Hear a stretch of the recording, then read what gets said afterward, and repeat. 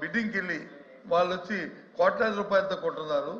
ఇక్కడికి వచ్చినప్పుడు వచ్చి ఊరికి 99 పైసలకే మీకు ఇస్తామని చెప్తున్నారు అనేది మా ప్రశ్న అధ్యక్ష. దాని తర్వాత భావం అధ్యక్ష. దానికి వచ్చి వారు వచ్చి ఎకో సిస్టమ్ గురించి చెప్తున్నారు అధ్యక్ష. వైజాగ్లోను ఐటీ పార్క్ ఎకో సిస్టాన్ని 2004లోనే మేము ప్రారంభించాం అధ్యక్ష. ఆ రోజున నేను మినిస్టర్ని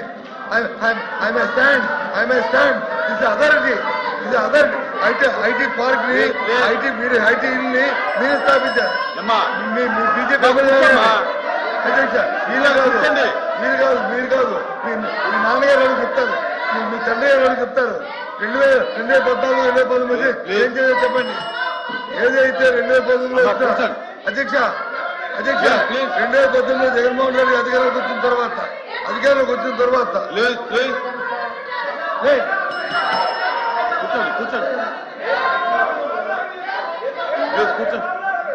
కూర్చోండి 2019లో ఏదైతే మీరు ఎకో సిస్టమ్ గురించి ఈ డేటా సెంటర్ మారుతారో 2019లో జగన్మోహన్ అధికారంలోకి వచ్చిన తర్వాత అదాని డేటా సెంటర్ నుంచి ఎవరైతే అమలు చేశారో చెప్పారు కదా.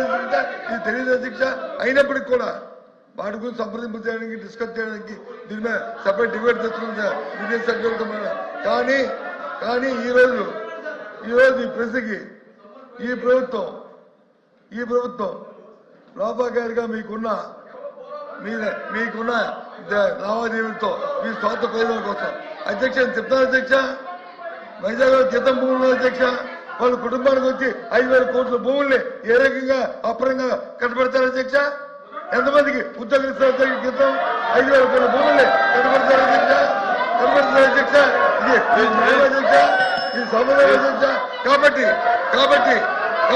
ఈ ప్రభుత్వం చేస్తున్న ఈ భూదోపిడికి ఈ లాలూచికి నిరసనగా ఈ దందానికి నిరసనగా మీరు చేస్తున్న వ్యతిరేకమే విధానం నిరసనగా ఈ ప్రశ్న నుంచి మేము వాకౌట్ చేస్తాం అధ్యక్ష.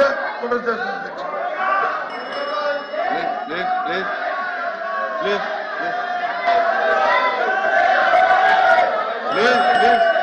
మంత్రి గారు అధ్యక్ష ప్లీజ్ శ్రీకాంత్ కూర్చోండి. శ్రీకాంత్ కూర్చోండి అధ్యక్ష.